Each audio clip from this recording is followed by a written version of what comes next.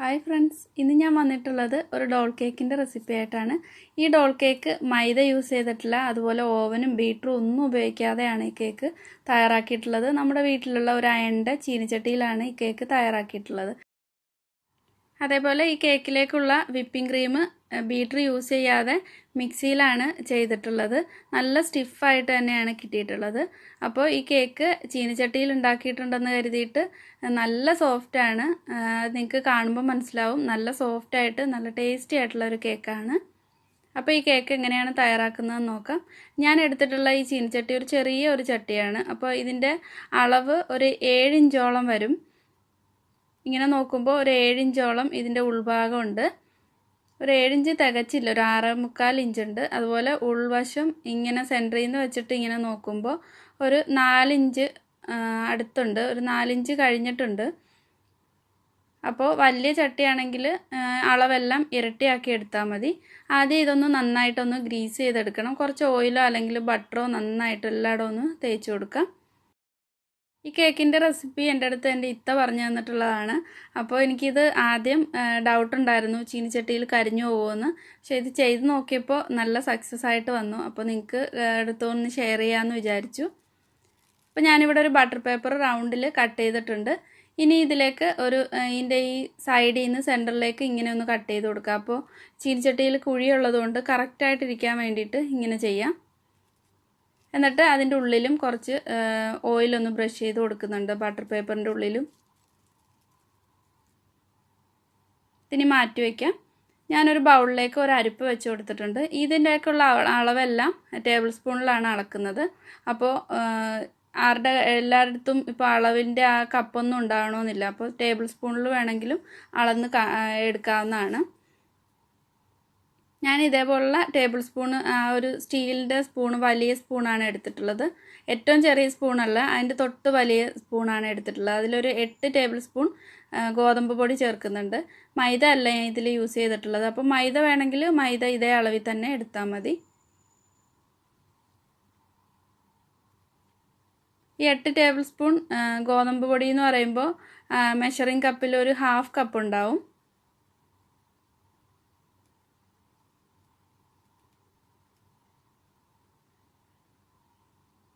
ഇതിനി ഒന്ന് അരിച്ചെടുക്കണം. അരിപ്പയിലൊക്കെ തന്നെ ഇട്ട് കൊടുത്തിട്ടുണ്ട്. ഇനി ഇതിലേക്ക് ഒരു 2 ടേബിൾ സ്പൂൺ കൊക്കോ പൗഡർ ചേർക്കാം. അതേ സ്പൂണിൽ തന്നെ ഒരു 2 ടേബിൾ സ്പൂൺ കൊക്കോ പൗഡർ ചേർക്കാം.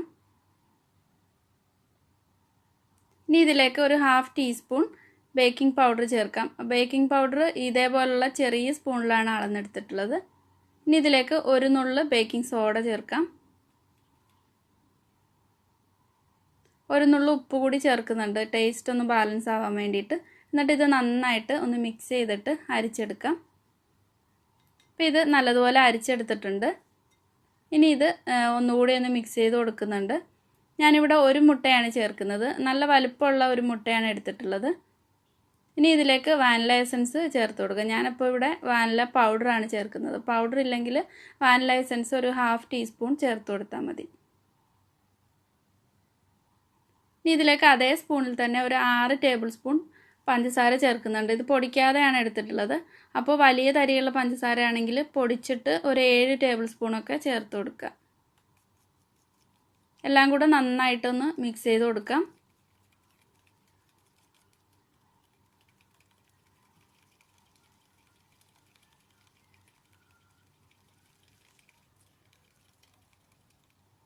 അപ്പോൾ ഇതെല്ലാം നന്നായിട്ട് മിക്സ് ചെയ്തെടുത്തിട്ടുണ്ട്. ഇനി ഇതിലേക്ക് ഒരു 3 ടേബിൾ സ്പൂൺ ഓയിൽ ചേർക്കാം. അപ്പോൾ ഓയിൽ വേണ്ടെങ്കിൽ ബട്ടർ യൂസ് ചെയ്യാവുന്നതാണ്. ബട്ടർ ആണെങ്കിലും ഒരു 3 ടേബിൾ സ്പൂൺ മെൽറ്റ് ചെയ്തിട്ട് ചേർത്ത് കൊടുക്കാം. ഇനി ഇതിലേക്ക് ഒരു 3 ടേബിൾ സ്പൂൺ വെള്ളം ചേർക്കുന്നുണ്ട്. അപ്പോൾ ഇത് പിന്നീടും വെള്ളം ചേർക്കുന്നുണ്ട്. ഇപ്പോൾ ഒരു 3 ടേബിൾ സ്പൂൺ ചേർത്തിട്ട് എല്ലാം കൂടെ നന്നായിട്ട് ഒന്ന് മിക്സ് ചെയ്തെടുക്കാം. എന്നിട്ട് ഇത് നേരത്തെ മിക്സ് ചെയ്ത് വെച്ചിട്ടുള്ള ഗോതമ്പ് മാവിൻ്റെ ഇതിലേക്ക് ഒഴിച്ചിട്ട് നന്നായിട്ട് ഒന്ന് മിക്സാക്കി കൊടുക്കാം. സ്പൂൺ ഉപയോഗിച്ചിട്ട് തന്നെ മിക്സ് ചെയ്തെടുത്താൽ മതി. ഇതിലേക്ക് ബീറ്ററൊന്നും ഞാൻ യൂസ് ചെയ്യുന്നില്ല.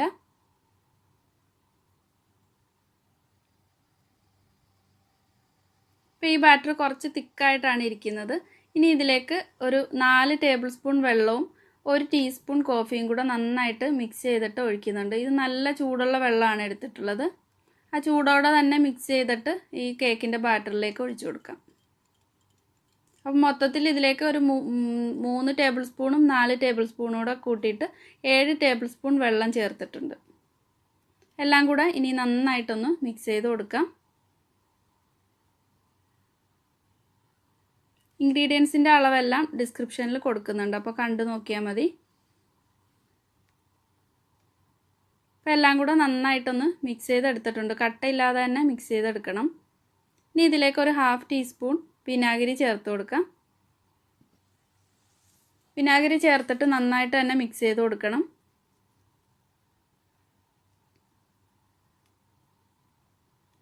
ഇപ്പോൾ കേക്കിൻ്റെ ബാറ്റർ റെഡി ആയിട്ടുണ്ട്. ഇനി ചീനിച്ചട്ടിയിലേക്ക് ഒഴിച്ചു കൊടുക്കാം.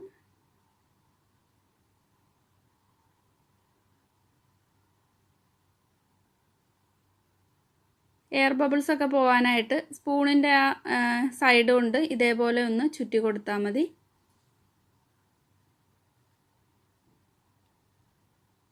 ഇതിൽ പ്രീ ഹീറ്റ് ചെയ്യേണ്ട ആവശ്യമൊന്നുമില്ല. ഞാൻ എൻ്റെ കുക്കിംഗ് റേഞ്ചിൻ്റെ ഏറ്റവും ചെറിയ ബർണറിലാണ് ഈ കേക്ക് കുക്ക് ചെയ്തെടുക്കുന്നത്. ഫ്ലെയിം ഓൺ ചെയ്തിട്ട് കേക്കിൻ്റെ ആ ബാറ്റർ അതിലേക്ക് വെക്കാം. ഇപ്പോൾ ഇതൊരു മീഡിയം ടു ഹൈ ഫ്ലെയിമിലാണ് ഇട്ടിട്ടുള്ളത്. ഇനി കേക്കിൻ്റെ ഈ ചീനിച്ചട്ടി ഒന്ന് നന്നായിട്ടൊന്ന് ചൂടായി കഴിയുമ്പോൾ ഫ്ലെയിം ഒന്ന് കുറച്ച് വെക്കണം. ഇതിലേക്ക് കറക്റ്റായിട്ട് അടയ്ക്കാൻ പറ്റിയ ഒരു അടപ്പ് വെച്ചിട്ട് അടയ്ക്കണം. ഒട്ടും തന്നെ നന്നായിട്ട് തന്നെ ഇത് കുക്കായി കിട്ടാൻ വേണ്ടിയിട്ട് നല്ലൊരു അടപ്പ് വേണം.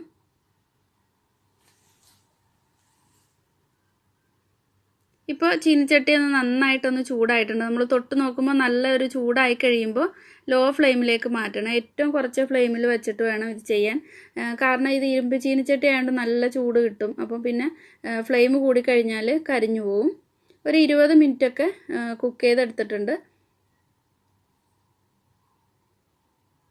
നല്ല സോഫ്റ്റ് ആയിട്ടാണ് വന്നിട്ടുള്ളത്. ഇനി ഫ്ലെയിം ഓഫ് ചെയ്യാം. ഒരു സ്ക്യൂവർ കൊണ്ട് ചെക്ക് ചെയ്ത് നോക്കാം. സ്ക്യൂവർ നല്ല ക്ലീൻ ആയിട്ടാണ് വന്നിട്ടുള്ളത്. ഇപ്പോൾ ഈ കേക്ക് ബേക്ക് ആയിട്ടുണ്ട്. നമ്മൾ ടച്ച് ചെയ്ത് നോക്കുമ്പോൾ തന്നെ മനസ്സിലാവും, കയ്യിലൊന്നും ഒട്ടിപ്പിടിക്കാതെ തന്നെ വന്നിട്ടുണ്ട്. അപ്പോൾ ഒരു 20 മിനിറ്റാണ് ഞാൻ കൊടുത്തിട്ടുള്ളത്. അപ്പോൾ നിങ്ങളുടെ ഗ്യാസിൻ്റെ ഫ്ലെയിം അനുസരിച്ചിട്ടും അതുപോലെ എടുക്കുന്ന പാത്രം അനുസരിച്ചിട്ടും കുറച്ചൊക്കെ വ്യത്യാസം ഉണ്ടാവും. ഇതിനി തണുക്കാനായിട്ട് വയ്ക്കാം. ഇതൊട്ടും കരിഞ്ഞൊന്നും പോയിട്ടില്ല. ഒരു നല്ലൊരു കളറായി വന്നിട്ടുണ്ട്. ഇനി ഇതിലേക്കുള്ള ക്രീം ഞാൻ മിക്സിയിലാണ് അടിച്ചെടുക്കുന്നത്. അപ്പോൾ ബീറ്റർ ഇല്ലാത്തവർക്ക് മിക്സിയിൽ നല്ല പെർഫെക്റ്റ് ആയിട്ട് നമുക്ക് വിപ്പിംഗ് ക്രീം റെഡിയാക്കി എടുക്കാൻ പറ്റും. അപ്പോൾ നിങ്ങൾക്കിത് കാണുമ്പോൾ മനസ്സിലാവും, നല്ല സ്റ്റിഫായിട്ട് വന്നിട്ടുണ്ട്. അപ്പോൾ ഈ വീഡിയോ ഞാൻ നെക്സ്റ്റ് അപ്ലോഡ് ചെയ്യുന്നുണ്ട്. എന്നിട്ട് ഞാൻ ഡിസ്ക്രിപ്ഷനിൽ കൊടുക്കുന്നുണ്ട് അതിൻ്റെ ലിങ്ക്. അപ്പോൾ കണ്ടു നോക്കിയാൽ മതി. നല്ല പെർഫെക്റ്റ് ആയിട്ട് വിപ്പിംഗ് ക്രീം നമുക്ക് മിക്സിയിലും തയ്യാറാക്കി എടുക്കാൻ പറ്റും. നമ്മൾ ബീറ്റർ കൊണ്ടൊക്കെ ബീറ്റ് ചെയ്യുന്ന പോലെ തന്നെ നല്ല പോലെ തന്നെ ചെയ്യാൻ പറ്റും. ഞാനിതിൽ ഈ കേക്കിലേക്ക് ഡെക്കറേറ്റ് ചെയ്തിട്ടുള്ളത് ഈ ക്രീം വെച്ചിട്ടാണ്. അപ്പോൾ അതിൽ റോസറ്റൊക്കെ പൈപ്പ് ചെയ്യാനും ഒക്കെ നന്നായിട്ട് തന്നെ കിട്ടിയിട്ടുണ്ട്.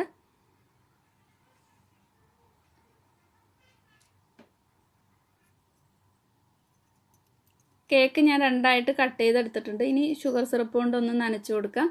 അപ്പോൾ ഇത് വേണമെങ്കിൽ 3ആയിട്ട് കട്ട് ചെയ്തെടുക്കാം. ഞാൻ 2ആയിട്ട് മാത്രമേ കട്ട് ചെയ്തിട്ടുള്ളൂ. അപ്പോൾ നന്നായിട്ട് തന്നെ ഷുഗർ സിറപ്പ് കൊണ്ട് ഒന്ന് നനച്ചു കൊടുക്കണം. ഉള്ളിലേക്കൊക്കെ നല്ലതുപോലെ നനച്ചു കൊടുക്കുന്നുണ്ട്. ഒരു 1/4 കപ്പ് വെള്ളത്തിലേക്ക് 2 ടേബിൾ സ്പൂൺ പഞ്ചസാര മെൽറ്റ് ചെയ്തെടുത്തിട്ടുള്ളതാണ്. കേക്ക് ബോർഡിലേക്ക് കുറച്ച് ക്രീം ഒന്ന് സ്പ്രെഡ് ചെയ്തിട്ട് ഫസ്റ്റ് ലെയർ വെച്ച് കൊടുക്കാം. ഈ കേക്കിൻ്റെ സൈഡൊക്കെ കുറച്ച് ലെവലില്ലാതാണ് ഇരിക്കുന്നത്. ഇതിനി കട്ട് ചെയ്തിട്ട് ഒന്ന് ഷേപ്പാക്കി എടുക്കുന്നുണ്ട്. ക്രീം എല്ലായിടത്തും നന്നായിട്ടൊന്ന് സ്പ്രെഡ് ചെയ്തിട്ട് അടുത്ത ലെയറിൽ കേക്ക് വെച്ച് കൊടുക്കാം.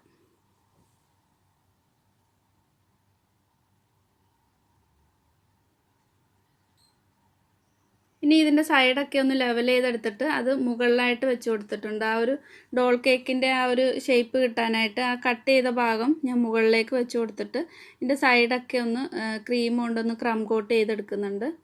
വിടവൊക്കെ ഉണ്ടെങ്കിൽ ക്രീം കൊണ്ടൊന്ന് എല്ലായിടത്തും ഒന്ന് ചെയ്തെടുക്കുന്നുണ്ട്. ഒരുപാട് ക്രീം സ്പ്രെഡ് ചെയ്യേണ്ട ആവശ്യമില്ല. ഇനി ഇതിൻ്റെ മുകളിലായിട്ട് റോസറ്റ് പൈപ്പ് ചെയ്യുന്നുണ്ട്. അപ്പോൾ കറക്റ്റ് ആ ഒരു ഷേപ്പിലായിട്ടുണ്ട്. ഇനി ഇതിലേക്ക് ഡോളിനെ വെച്ച് കൊടുക്കാം. ഇതേപോലുള്ള ഡോളിനെയാണ് ഞാൻ എടുത്തിട്ടുള്ളത്. ഇത് ഞാൻ നാട്ടിൽ നിന്ന് വാങ്ങിയിട്ടുള്ളതാണ്. ഇനി കുറച്ച് ഗ്യാപ്പുള്ളിടത്തൊക്കെ ഈ ക്രീം കൊണ്ടൊന്ന് പൈപ്പ് ചെയ്ത് കൊടുത്താൽ മതി. ഞാൻ ബ്ലൂ കളറിൽ ക്രീം എടുത്തിട്ടുണ്ട്. ഇതിൻ്റെ താഴ്ഭാഗത്തായിട്ട് കൊടുക്കുന്ന ഒരു നല്ലൊരു ബ്ലൂ കളറിലുള്ള ക്രീമാണ്. നമ്മൾ മിക്സിയിൽ അടിച്ചെടുത്താലും ഇത്രയും നല്ല സ്റ്റിഫായിട്ട് തന്നെ കിട്ടും ക്രീം. ഇനി ഒരു ലൈറ്റ് ബ്ലൂ കളറിലുള്ള ക്രീമാണ് ഇതിൻ്റെ മുകളിലായിട്ട് പൈപ്പ് ചെയ്ത് കൊടുക്കുന്നത്. അതും സ്റ്റാറിൻ്റെ നോസിൽ തന്നെയാണ് ഇട്ടിട്ടുള്ളത്.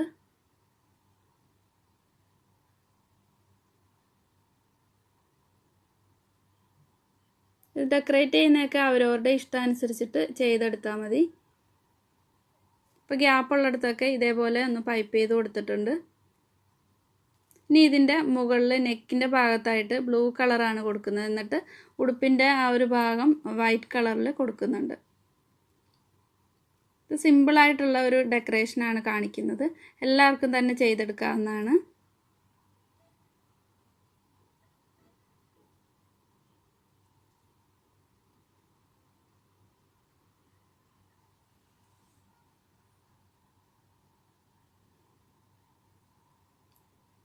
ഇപ്പോൾ ഇതിൻ്റെ ഡെക്കറേഷനൊക്കെ കഴിഞ്ഞിട്ടുണ്ട്. ഇനി ഇതിൻ്റെ മുകളിലായിട്ട് കുറച്ച് ഷുഗർ ബോൾസ് ഇട്ട് കൊടുക്കുന്നുണ്ട്. സ്റ്റോണിൻ്റെ ഒരു ഭംഗി കിട്ടാൻ വേണ്ടിയിട്ട്.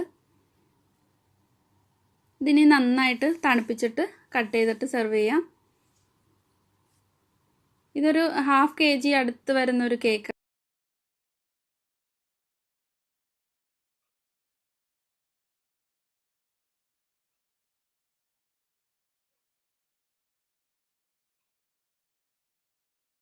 അപ്പോൾ ഇത് നന്നായിട്ട് തണുപ്പിച്ചെടുത്തിട്ടുണ്ട്.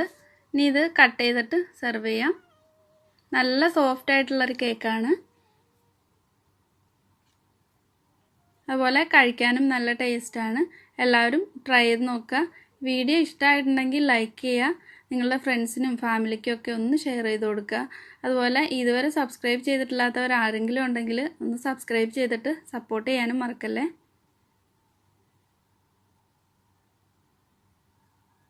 Thank you.